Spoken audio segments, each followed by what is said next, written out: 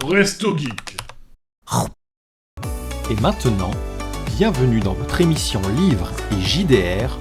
Mangeons, donjons, bouquinons. La romance.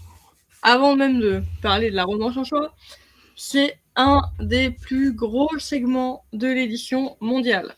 Pourtant dénigré par pas mal de monde, en mode c'est de la sous-lecture, mais énormément vendu, porté par les réseaux sociaux, BookTok, Bookstar, en vibe de fou depuis quelques années. On ne se cache plus pour dire de la romance. Et ça touche tous les genres littéraires, vu que même si on ne lit pas de la romance, on peut lire de la fantasy, de la SF, de l'historique, du polar, avec un petit peu de romance dedans. Ou même sous-genre, c'est limite, sachant qu'à la base, les bouquins, c'était globalement fait pour écrire des traités religieux, etc. Mais ensuite, c'est devenu une manière pour les gens érudits de signaler leur amour. On pensera notamment aux écritures épistolaires, aux échanges épistolaires, qui sont parfois même un peu plus chauds que de l'amour. Mais bref, l'amour, ça transcende le temps, et l'écriture a né l'amour. Pour le coup, peut-être même, contrairement à l'IA, c'était peut-être avant même les choses plus graveleuses. Incroyable. On a été romantique avant d'être sale. Bah oui. Bon, c'est pour ça qu'on s'est dit qu'on allait vous parler de ça, encore plus vu qu'on parlait de certains genres littéraires. Et donc, c'est parti pour la romance. Qu'est-ce que c'est déjà ? C'est pas juste une simple histoire d'amour. Il se passe d'autres choses dedans. Il peut se passer une histoire familiale, un problème de vie, enfin des tranches de vie, il peut se passer une enquête, il peut se passer tellement de choses. Tout peut être une romance au final. On a quelques exemples dans Le Seigneur des Anneaux, Aragorn avec Arwen. On a Star Wars, Anne et Leia. On a Dune, où clairement la romance est très importante à l'intérieur. Et même dans l'adaptation cinématographique, où la romance, elle a pris le tournant inverse du bouquin, donc comme quoi, en modifiant un truc dans la romance, le scénario se modifie complètement. Oui. Ah, Thibaut demande si c'est une romance, une histoire d'amitié. Et on s'est posé la question, et on est parti sur le fait que non. Parce que j'avais pensé notamment à L'Ami d'un jour, qui est un livre à la limite de la romance homosexuelle, parfois, je trouve. Puisque du coup, c'est une amitié très intense entre deux Allemands en après-guerre. Et bon, on est parti sur non. C'est un choix totalement arbitraire. Je pense que la question se discute. La question se discute. Dans tous les cas, que ce soit histoire d'amitié ou romance, on peut avoir les deux dans tous les genres. Oui. Mais si la romance est plus souvent présente que l'amitié, ce qui est des fois dommage.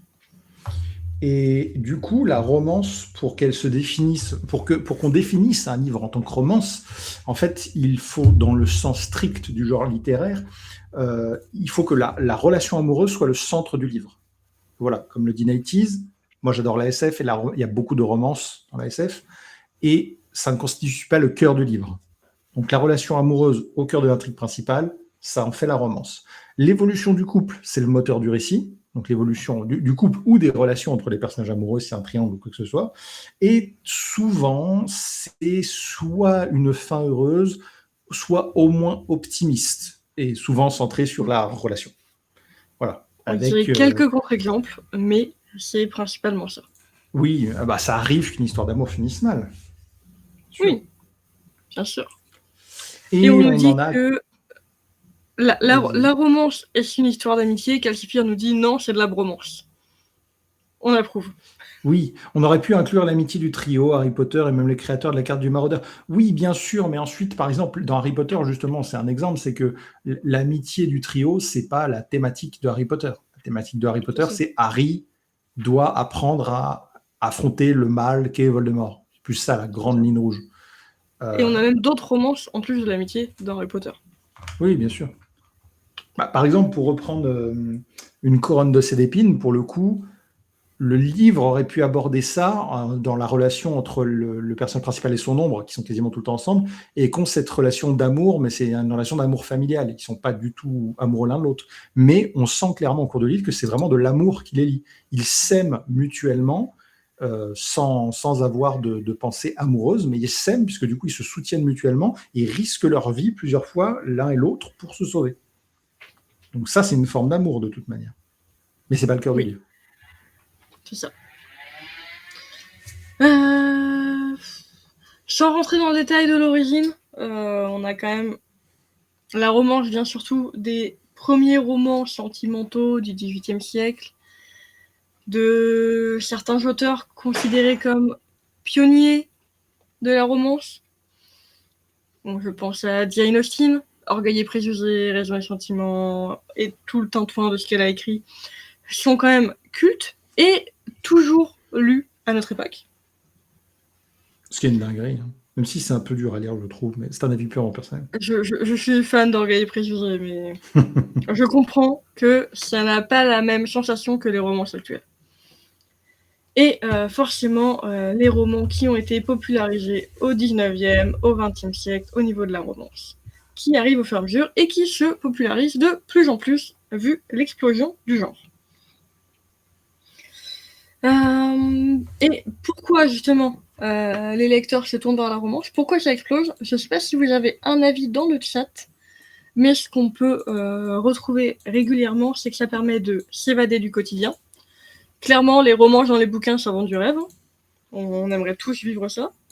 De ressentir des émotions intenses, sans avoir à le vivre réellement. Peut-être plus lié à la dark romance. Et, comme tu disais, de s'assurer une fin heureuse, vu que c'est le cas dans 99% des romances. Et on est bien content quand ça finit bien. Voilà. Pour la partie introduction. Du coup, le deuxième point qu'on va mentionner, c'est... On va parler des grandes familles de romances. Alors, on a essayé d'être un maximum exhaustif, parce qu'au final, fut un temps, il y avait la romance. Fin. Ensuite, voilà. Il y a eu la new romance qui est arrivée dans le game, plus pour faire chauffer certains couples. Et au final, ça a marché et on a eu un entre-deux parce que, voilà, au bout d'un moment, c'était au-delà du smut. Mais, et en fait, il y a plein de sous-genres qui se sont créés. Donc, si on veut les formats un peu classiques, on est plutôt sur de la romance contemporaine. Donc, c'est des romances au final souvent contemporaines, donc à notre époque, et du quotidien. Donc, éventuellement, je vais plutôt laisser Anaïs parler des exemples parce qu'elle les connaît probablement plus que moi, parce que moi, j'ai rien lu de tout ça. Alors, je les connais pas trop, mais The Hatting Game est très connu et coté dans la romance contemporaine, a été adapté en film. Si je me trompe pas, c'est une histoire de collègues qui se détestent et qui vont finir par tomber amoureux. Classique, on va dire. Un peu cliché dans la romance, mais c'est pour ça qu'on est là. Beach Read, qui est de l'autrice Emily Henry, qui est très connue pour ses romances, qui se vendent de fou en ce moment. J'en ai d'ailleurs une autre d'elle dans ma palle à lire. Et on est vraiment sur le quotidien. C'est des voisins, c'est des collègues, c'est l'ami de la famille, c'est des petites choses comme ça. Des thèmes assez classiques de on se déteste, on va tomber amoureux, on se donne une seconde chance, tout ça. Et souvent, côté contemporain, on n'a pas ou peu de schmut. C'est le film de Noël, en gros. Voilà. C'est la petite histoire d'amour mignonne. Ils se regardent en chien de fusil pendant 90% du livre. Et la conclusion, c'est on s'embrasse, on s'aime, qu'est-ce que c'est beau. Les petits oiseaux chantent et à la fin, ça finit par un mariage avec 480 personnes, 2 chats et 3 chiens. Voilà. C'est un peu cliché, mais on est d'accord. Tiens, tu vois, Kelsey me le dit. Je pense que c'est un peu comme les films de Noël. C'est léger, ça finit bien. Cette période anxiogène, ça fait du bien. Là, pour le coup, je suis un peu d'accord. Je suis un peu d'accord. Ça fait du bien de lire des trucs légers. Aussi, quand t'as l'habitude de lire des trucs complexes, genre la fantasy, dark fantasy, SF, et au bout d'un moment, tu te dis, j'aimerais bien un truc un peu plus chill à lire. Donc c'est soit une BD, un manga, ou une romance, parce que du coup, ça passe bien. Ça pose un peu le cerveau. Par contre, comme tu dis, Thibaut, pourquoi plus les filles que les mecs? C'est faux. Il y a énormément de mecs qui lisent de la romance. peut-être moins que les filles quand même, mais on en trouve beaucoup. C'est beaucoup d'hommes qui promeuvent la romance sur le BookTok. On pourrait vous donner des exemples. J'en connais au moins 3-4 que je vois passer régulièrement qui sont très très hauts là-dedans. Donc, il n'y a pas que les filles. Alors, je ne lis pas de romance de manière régulière. Par contre, mon livre préféré, c'est une histoire d'amour. Voilà. Je suis principalement de la SF et de la fantasy. Mon bouquin préféré, c'est une histoire d'amour. Comme quoi. Comme quoi. Si on repart sur la romance, après la romance contemporaine, du coup, nous avons eu la New Romance, présente depuis 2000-2010, où on est un peu comme la romance contemporaine, mais un peu plus jeune. Du coup, c'est souvent des personnages qui ont la vingtaine. On a souvent beaucoup de smut, et on a des thèmes un peu plus récents, on va dire. Je peux vous citer comme exemple les plus connus, les sagas de Campus Driver, où ils sont du coup étudiants, la saga Season, où ils ont entre 25 et 30 ans, un tome par saison, qui explore un peu tous les tropes possibles, dont on parlera plus tard. La saga Off Campus, ils sont aussi à l'université avec des hockeyeurs. Et là, c'est vraiment une saga parce qu'on a 4 tomes, 5 sur Off Campus, 5 sur la génération d'après, et des nouveaux tomes sur les enfants nés des couples formés dans les premiers tomes. Une saga de folie. Par contre, s'il vous plaît, ça commence à s'arrêter, mais le début des New Romances, c'était tous les tomes, les mecs étaient torse nu sur la couverture. Alors, on avait des mecs torse nus, on avait des motos, on avait des blousons en cuir, les torse nus sous les blousons en cuir. Et honnêtement, alors voilà, le début de la New Romance, je l'ai vécu. Voilà. Je ne l'ai pas lu, c'est pas moi, c'était ma conjointe qui les lisait. C'était dangereux pour moi. Voilà, la fin d'un livre signait une période de danger extrême. C'était du porno, sans déconner. J'ai ouvert ces bouquins 4 fois. À chaque fois, elle me disait, mais non, tu comprends, il y a un scénario. J'ai pris chaque bouquin, j'ai ouvert 4 passages. C'était que des scènes de cul tout le temps. Alors, apparemment, d'après Internet, ça s'est calmé un peu. Ça s'est un peu calmé. Mais la New Romance, c'est... Ouais. Ça s'est un peu calmé. Voilà, on n'est pas là pour le scénario. On est là pour rêver, clairement. Mais on voit que maintenant l'effet couverture torse nu se calme, vu que certaines qui étaient sorties à l'époque comme ça ont des rééditions actuellement avec des couvertures plus sympas, avec les personnages dessus par exemple. Par contre, cette New Romance est des fois critiquée pour les relations toxiques, surtout dans le début de la New Romance. Je donne comme exemple After, qui est un des plus connus. Et depuis, on a eu des dérivés du genre, avec la Dark Romance, dont on vous parle rapidement, puisque on en est tous les deux pas lecteurs, donc ça va être compliqué de vous en parler en détail. Mais là, c'est vraiment la relation de couple qui est toxique, malsaine. Ouais, et puis c'est un genre qui est discutable sur certains livres. Et c'est pas moi qui parle, hein, c'est Internet qui parle. Avec voilà, beaucoup de gens qui trouvent que certains livres sont vraiment limite, surtout que souvent c'est lu par un public jeune. Alors c'est pas 15 ans, mais ça va être 17-25 ans, donc influençable. Et... Même 15 ans. Il y a ouais, 15 ans, moi, je suis même pas étonné. Il y a beaucoup de faites attention à ce que vos enfants, adolescents achètent comme lecture, puisque il y a aussi quelques défauts de mise en rayon, où tu peux trouver des dark romances au rayon young adulte. Et là, j'ai un peu peur quand je vois ça. Voilà. Mais bon. Par contre, on a un autre dérivé qui est ni de la new romance, ni de la dark romance, mais c'est un peu dark. On est sur de la killer romance. La relation de couple est plutôt saine entre eux. C'est comme un couple normal, presque. Sauf que c'est le milieu dans lequel ils traînent qui est toxique. La mafia, des tueurs en série, etc. Donc, attention, pas pour les plus jeunes non plus, mais c'est moins toxique que la dark, de ce que je vois. Et j'ai une saga favorite là-dessus, qui est Butcher et Blackbird, qui est très très drôle.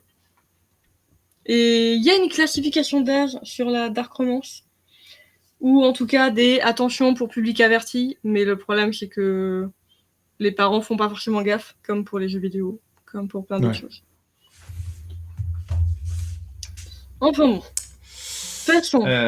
Ensuite, on a la chick lit qui était populaire dans les années 90-2000, qui est plutôt de la romance avec de l'humour. Et là, pour le coup, j'ai vu le film, donc je peux en parler, le journal de Bridget Jones.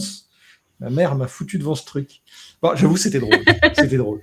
Voilà, ou l'accro du shopping. En gros, c'est des trucs très terre à terre sur la base avec la vie quotidienne, la vie au travail, l'amitié, avec des blagues. Alors, c'est pas un livre, mais moi, j'ai lu ça. Enfin, j'ai mis ce style-là. J'ai pensé à Marie à tout prix.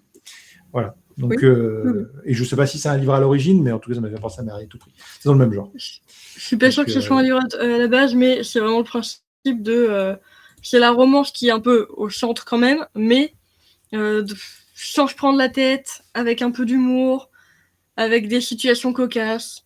Je suis fan de Bridget Jones, comme Screaming Enigma dans le chat. C'est drôle. C'est notre enfance. L'accro du shopping. C'est un film drôle, le journal de Bridget Jones. Ouais, je suis d'accord. C'est un peu comme Mon beau-père et moi dans le style d'humour et de famille, mais avec un peu plus de romance. On va dire. Ensuite, on a un classique qui est la romance historique. Bon, voilà. On pense notamment aux Chroniques des Bridgerton. Donc, alors, vraiment, c'est histoire d'amour cadre historique. Donc, en gros, ça se parle beaucoup et quand ça se touche la main, c'est l'équivalent d'une scène de sexe. Voilà. Bridgerton, il y a du smut, hein. Oui, attention. Il y a du smut dans les Bridgerton, je sais. Mais il y a trop de bouquins, c'est terrible, les Bridgerton. Oh là là. Mais bref, voilà. Donc, en soi, on pourrait penser aussi à Orgueil et Préjugés. Voilà, c'est historique, c'est ancré dans son époque, c'est totalement ce genre de livre. Et aujourd'hui, ça se lit encore beaucoup. On nous dit les liaisons dangereuses dans le chat. Les liaisons vachement dangereuses. Voilà, plein. Et il faut quand même pas oublier que, alors, niveau littérature, ça existe toujours, et niveau cinéma, ça existe toujours. On a toujours des séries, des films et des livres surtout sur époque victorienne, époque de la royauté, etc. Les balles de l'époque font rêver, forcément. Voilà, exactement, c'est ça. Ensuite, plein essor en ce moment, et beaucoup plus de sorties en tout cas qu'avant, sur les romances LGBTQ+, etc., etc. On en trouve dans tous les sens, que ce soit en roman, en BD, graphique, avec des histoires d'amour comme si c'était une romance dans les autres genres, mais entre femmes ou entre hommes. On pense à My Dear Fucking Prince, à côté roman. J'en ai un sous la main, j'ai Delilah Green, côté romance entre femmes. Heartstopper, qui fait fureur en adaptation série, mais qui est à la base un roman graphique, ce qui donne très envie, parce que je trouve ça génial d'avoir des romances qui ne sont pas hommes-femmes, parce que tout le monde n'aime pas les hommes, tout le monde n'aime pas les femmes, et c'est cool qu'il y ait des romances adoptées à tous les publics. Et encore plus pour les ados qui se cherchent un peu. C'est bien. Au moins, on a de la littérature qui montre qu'il y a d'autres choses et on n'est pas forcément sur... Puis c'est bien aussi pour tous les enfants qui sont avec des parents qui sont des couples, pas forcément juste hommes et femmes, qu'ils aient eux aussi des repères qui correspondent à leur modèle familial. Donc ça c'est à saluer. Et c'est bien que ça se démocratise. Exactement. Bon, on va pas me faire tous les autres genres en détail, non. Mais nous avons aussi la romance policière ou actuellement pas mal la romantique suspense, où on est dans le cadre d'enquête d'un mystère et une romance centrale au milieu de tout ça. La romance paranormale, alias la bitlit, les vampires, les loups-garous classiques des années 2000, comme on connaît, qui revient un peu en ce moment, parce que c'était un peu passé de mode. La romance fantasy, alias romantasy, dont on parlera un peu plus tard. Les romances futuristes. Donc, on est sur de la SF, mais où la romance est centrale. Et vous avez plein d'autres sous-genres encore. Il y a ce bouquin qui a fait un film avec Jennifer Lawrence. Comment il s'appelle, ce film ? Tu me poses une colle, là. Il y en a plein de films avec elle. Passengers. C'est oui. pas un bouquin, ça, à la base ? Je suis pas sûre. Non? Si, d'après Le Voyage gelé, qui était Ah une oui, ok. nouvelle, pas un livre, de Philippe K. Dick, qui est une histoire d'amour dans l'espace. Et j'aimerais bien lire la nouvelle parce que je ne m'attendais pas à aimer ce film. Puis oh là là, histoire d'amour dans l'espace, ça va être gnangnan. Non, c'est trop bien. C'est trop bien. Le film est trop bien. Donc la nouvelle est peut-être bien. En plus, c'est Dick. Donc, et Dick, franchement, roi de la science-fiction. Donc voilà. Ah, tiens, j'apprends là tout de suite en live. Le Voyage gelé ou Le souvenir qui venait du froid est une nouvelle de Philippe K. Dick apparue en 1980 dans le magazine Playboy. Alors Sympa, celle-là, ça. je ne l'ai pas m'attendais vu pas. venir. La chute est rude. Voilà. Et apparemment, bon, le film est très librement inspiré, ils le disent. Donc du coup, la nouvelle a peut-être pas grand-chose à voir. Mais c'est pas grave, c'est intéressant quand même. Voilà. Ne Ouais, parlez pas ouais, de ouais. Passenger. J'avais même idée que le Non, scénar, enfin sauf la romance. Ah oui, oui, c'est vrai, il nous avait déjà fait c'est son. vrai. La Mais... régie et Passenger, c'est une histoire d'amour M. They took my job. Voilà. Ok. Bon, du coup, la romance, on la trouve partout, pas que dans la romance, comme on disait. Aucun genre n'y échappe. Et d'ailleurs, vous avez un genre préféré dans lequel peut y avoir de la romance? On est intrigué. Dites-nous tout. Est-ce qu'on peut en trouver en fantasy? On en disait, Seigneur des Anneaux, au bout du temps. Ça apporte des enjeux émotionnels, des conflits, de l'humanité à nos héros. Parce que bon, s'ils aimaient pas, au bout d'un moment, il y a peut-être un souci dans leur cerveau. Hein. On en trouve en SF. Monsieur le pro de la SF.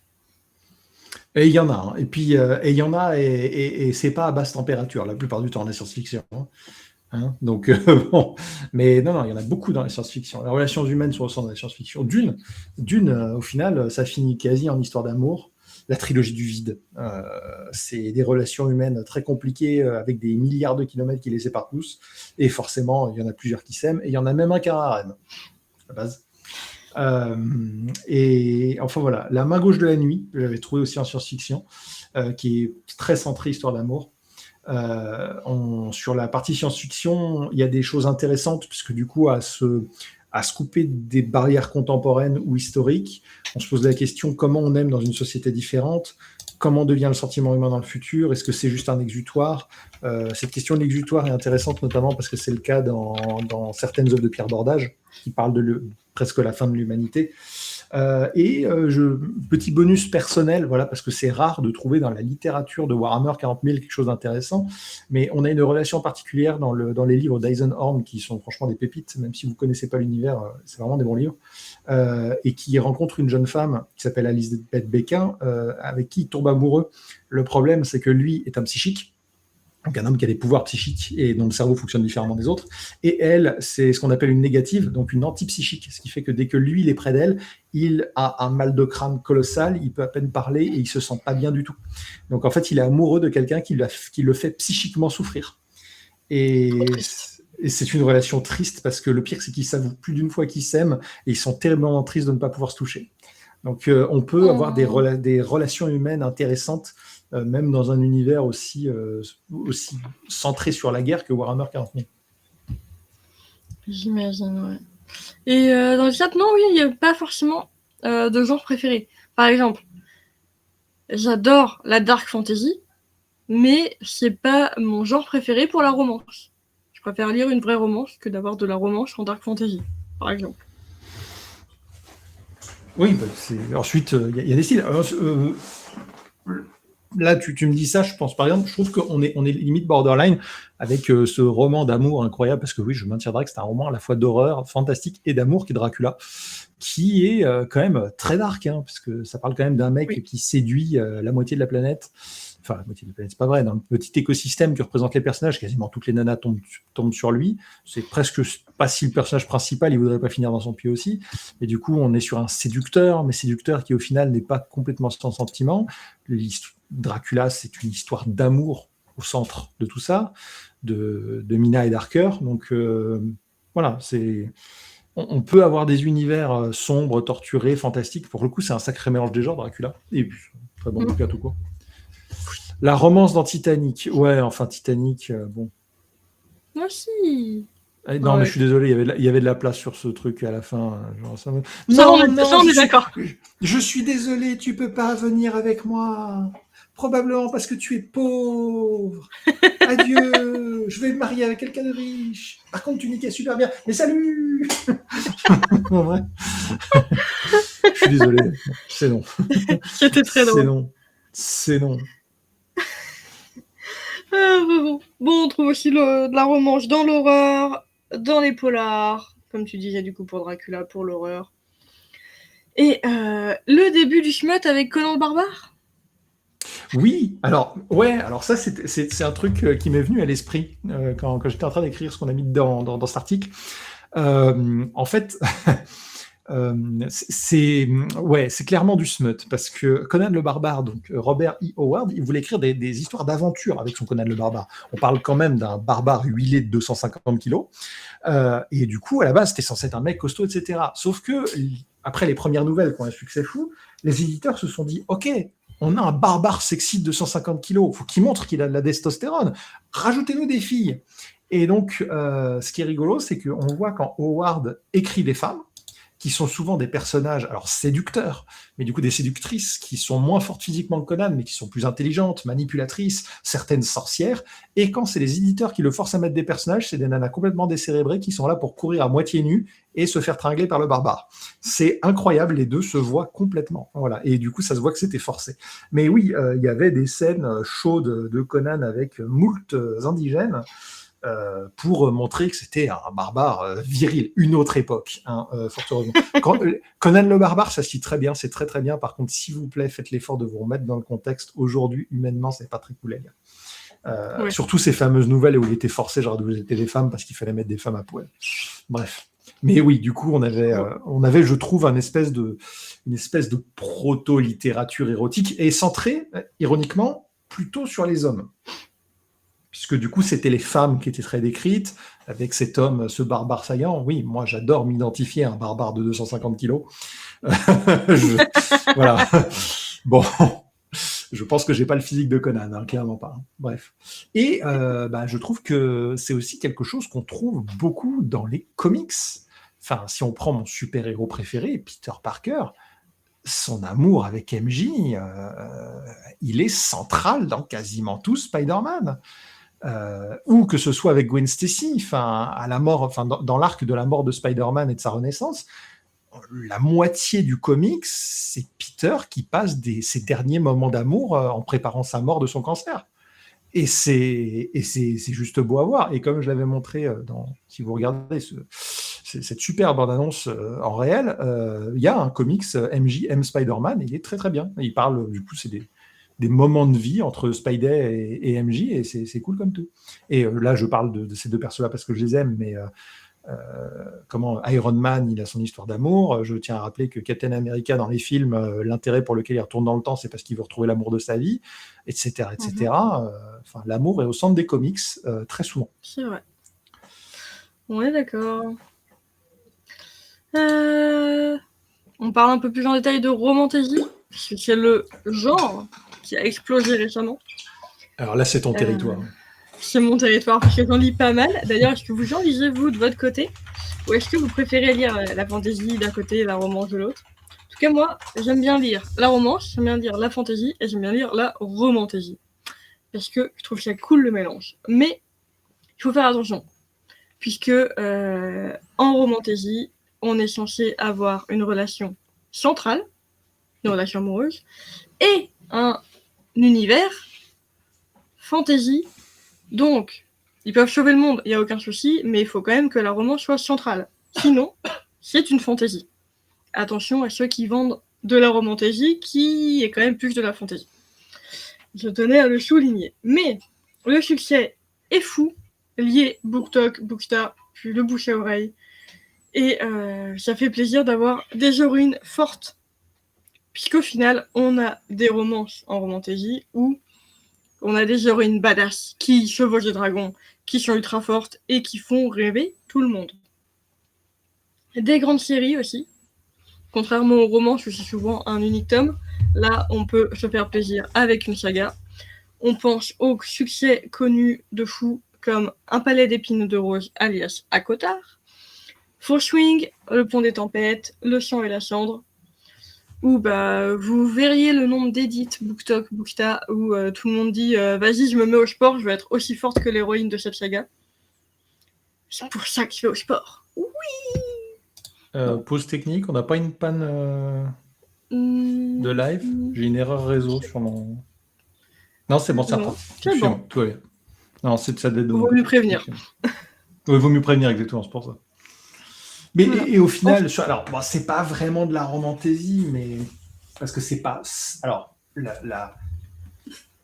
il y a un truc sur le chant de la Reine Corbeau, c'est que si la thématique principale du livre reste sauver notre monde de la perdition parce que nos ancêtres ont fait de la merde, je trouve que la relation entre les deux personnages principaux, donc du coup l'héroïne qui est la reine et du coup son futur mari le roi, et ben en fait elle est centrale. Vraiment, elle est centrale parce que sans ça, il n'y a pas d'aventure et sans ça, personne n'arrive à rien. D'ailleurs, voilà, sans spoiler, il y a des moments où il va y avoir des hauts débats et quand il y a débat entre eux, c'est là où il n'y a plus rien qui marche.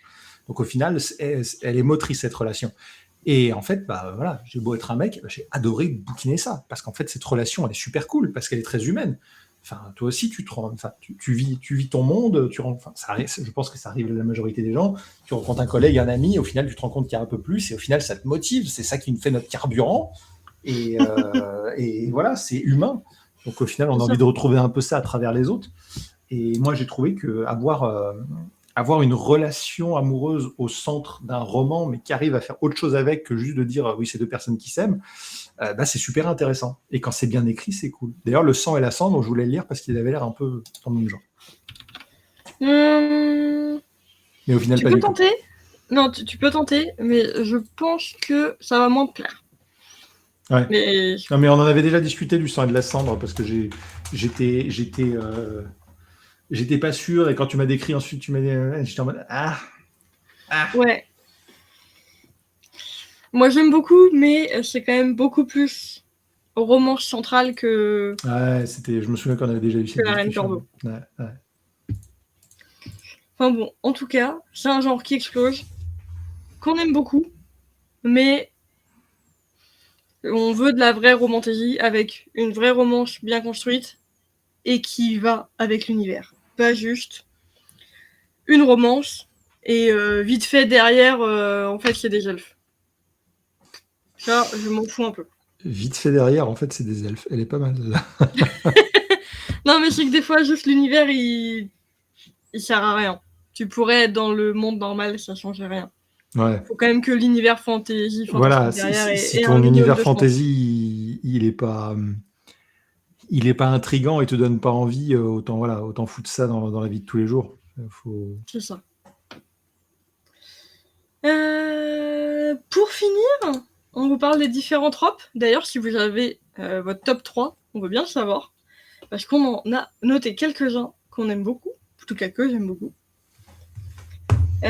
En commençant par le plus connu, le plus classique, le plus aimé de tous, je pense, le Enemies to Lovers. Mais le vrai Enemies to Lovers. Hein. Pas le... en fait, on se comprend pas trop et puis après on s'aime bien. Le vrai ennemi. Oui, parce que pour le coup, encore une fois, dans le chant de la Reine Corbeau, ils sont en désaccord, mais ils se foutent pas sur la gueule non plus, quoi. C'est ça, c'est pas des vrais ennemis. On est d'accord. Mais avec des vrais ennemis, tu sens la tension, les joutes verbales, vraiment l'évolution, et finalement, quand ils arrivent à trouver un terrain d'entente ou à se comprendre, et l'évolution ensuite de leur relation quand ils arrivent ensemble. On a comme exemple, qui sont peut-être pas forcément certains des vrais ennemis lovers, mais un peu quand même, Orgueil et Préjugés, où c'est plus de la miscommunication, mais on peut l'entendre là-dedans. Akotar, dans certaines relations, on part vraiment d'un ennemi to lovers. The Hating Game, du coup, dont on parlait au début, où on a vraiment ça. Et c'est un de mes genres préférés. On a le Smallton dans le chat pour Shiminigma, qui est un de mes genres préférés aussi. La petite histoire dans la petite ville toute mimi où t'as 3 personnes. C'est tellement chou. Je connais ça, c'est comment ça s'appelle comment il s'appelle La petite maison dans la prairie. Non, le jeu où tu deviens agriculteur dans une vieille maison. Stardew Valley? Stardew Valley, merci. C'est un peu ça, ouais. Parce que moi, ce C'est un qui me Stardew motivait à Valley, jouer à mais... Stardew Valley, c'était de trouver ma petite femme, de monter mon petit couple, d'avoir un enfant pendant que je fais pousser mes choux. C'était trop bien. Bah, c'est l'ambiance Schmolton, ça, clairement. Tu vois, c'est trop bien. À l'opposé de l'Enemies to Lovers, bah, on a le Friends to Lovers. 2 amis qui vont réaliser au fur et à mesure qu'ils s'aiment. C'est beau, c'est sympa. Mais il y a quelques enjeux, bah, peur de détruire l'amitié, justement, en se lançant, en formant le couple. Et on aime bien ça. Il y a quoi comme exemple? J'ai Assis Falling for the Sky, qui est très très coté, mais que je n'ai pas lu.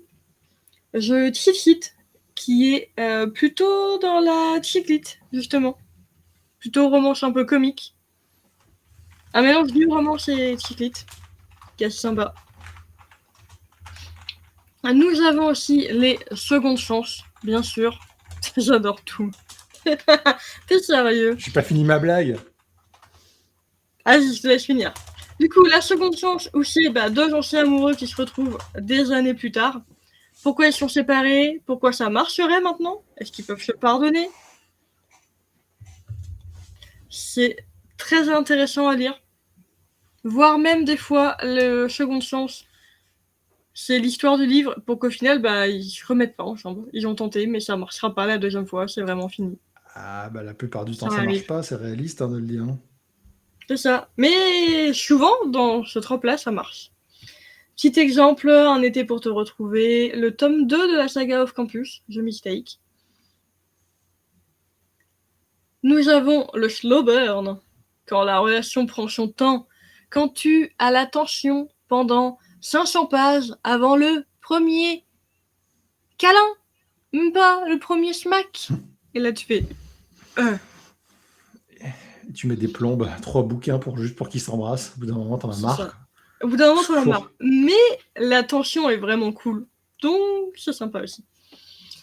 Petit exemple, nous avons L'Âge de cœur de Morgane Moncomble, le premier tome des Boys of Tommen, Binding 13. Je vous en cite pas plus, mais c'est un thème très récurrent. Un autre de mes préférés, le fake dating. Quand ils se font semblant d'être en couple. Ah, et qu'au final, ça devient vrai. Et qu'au final, ça devient vrai. Je vais pas mentir, j'ai l'impression de nager dans les stéréotypes. Je suis en territoire inconnu, là. Je suis en territoire ennemi. Au secours. En vrai, c'est tellement drôle souvent parce que ça amène des scènes un peu comiques quand ils doivent faire semblant devant tout le monde. C'est très très drôle. Et en plus connu, nous avons Un printemps pour te succomber. The Love Hypothesis, dont l'adaptation film arrive en septembre et dont j'ai trop hâte. Et oui, Shiminima, moi aussi j'adore le slow burn. On n'est pas pressé. Prends le temps de se mettre ensemble. Oui, mais non, parce que Final Fantasy XVI, c'est 60 heures de ça. 60 heures d'un mec qui retrouve la jeune fille qu'il aime depuis qu'il est tout petit et qu'il est en mode, il se regarde tout le temps, il se touche à peine les mains et puis à la fin quand il s'emballe t'es en mode oui et puis lui à la fin il part, il l'a touché une fois, il se dit maintenant je vais sacrifier ma vie pour mon pays, t'es en mode mais t'es un boule, ça m'a tué. On va pas non plus attendre autant de temps ni autant de tomes. À la fin du tome, oui, pas dans 3 tomes. Il y a un level. Sinon, c'est plus du slow burn, c'est du fais chier, je vais voir autre chose. En lien avec le fake dating, nous avons le mariage de convenance. Alliance politique, héritage, c'est très présent dans tout ce qui est romance historique, dans la fantasy, romantasy. Et en Chine.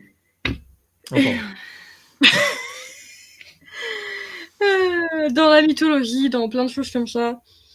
J'ai quelques exemples de... j'ai une romantasy, Witch and God, avec des sorcières et des dieux et un mariage de convenance. Un autre exemple, The Perfect Match, mariage de convenance, dystopie. On est dans un univers où tu te maries avec la personne où tu as le plus haut taux de pourcentage de compatibilité. Ah oui. C'est ok. Ça, c'est cool. L'amour interdit, famille rivale, guerre de religion, espèces différentes en science-fiction. J'avoue que j'en ai très très peu lu. Mais ça peut être pas mal. J'avoue qu'il faudrait que je m'y tente. En exemple, j'ai À Contresens, le tome 1, Troublemaker, où là, c'est plutôt la relation prof-élève. Petite relation interdite. Nous avons le Rivals to Lover, qui n'est pas l'ennemi to Lover. C'est quand les personnages ne se haïssent pas, mais sont plutôt concurrents dans un sport, dans des études, et qui veulent gagner, et que, à force de se titiller pour être le meilleur, vont finir par tomber amoureux. Dans un manga, on appelle ça des tsundere. Voilà. Vous avez... Regardez Lovina, c'est Lovina, c'est complètement Lovina. Voilà. J'avoue. En manga, c'est ça. Et en livre, vous avez Divine Rivalité, côté fantasy. Vous avez Butcher and Blackbird, côté killer romance. Puisqu'en gros, ils se font un pari d'aller... tous les ans, ils se donnent une deadline pour aller tuer un tueur en série. Le premier qui le tue a gagné. Nous avons le Grumpy vs Sunshine, ce qui est très très drôle quand nous avons l'un des personnages qui est froid, cynique, ronchon, et l'autre qui est super solaire, super content. Ça crée des contrastes et des situations très très drôles entre les deux. J'aime beaucoup. Pas mal d'exemples, dont la passe miroir, au final. J'avoue que c'est complètement ça. Il y en a un qui tire la gueule H24. Alors, Escofélie et Sunshine pour autant, en tout cas, elle sait tirer un sourire. Parce que lui, je crois que dans tout le premier tome, il tire pas une seule fois autre chose que la gueule. Il fait tout le temps la gueule, ce mec. C'est incroyable. Il est pas fun pour un sou.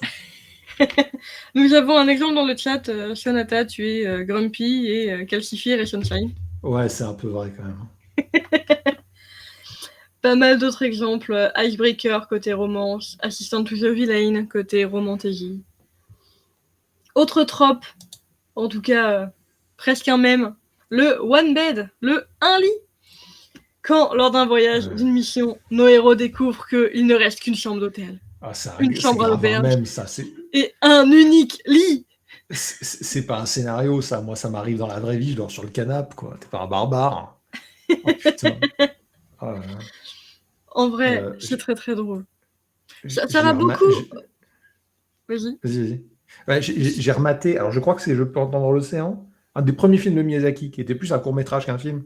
Et il se passe ça, justement, à un moment. Il se retrouve dans une chambre d'hôtel avec une nana. Il n'y a qu'un plumard. Du coup, il dort sur le canapé. Et il y a même un moment, il dort dans la baignoire. Enfin. Oui. Oh, putain. Ce qui est très très drôle, c'est quand c'est mélangé avec le fade dating. Parce que du coup, ils vont voir de la famille, ils sont censés être un couple, on leur fournit un seul lit. Ils sont censés faire semblant d'être un couple, donc dormir ensemble. Là, tu peux pas trop aller sur le canapé.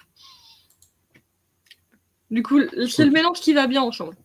Et je pense à The Spanish Love Deception, c'est un peu ça. Comme exemple. Un trope que j'aime beaucoup moins, le bébé surprise. Pourquoi ? Non, on s'en fout en fait. Prenez la pilule, la contraception. Oui, puis surtout, bébé surprise, statistiquement, c'est une grosse idée de merde de se dire ah, je voudrais qu'il tombe amoureux de moi, je vais faire un bébé. Non. Juste. Voilà. Non. On est d'accord. Je préfère un autre trope qu'on n'a pas forcément cité, où c'est le parent célibataire.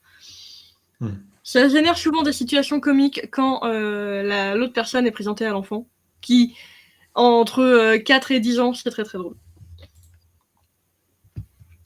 Autre trope, le Hurt Comfort. J'ai pas trop lu encore, mais le fait que l'une des personnes soigne l'autre, que ce soit physiquement ou émotionnellement, et que ça génère le rapprochement des deux.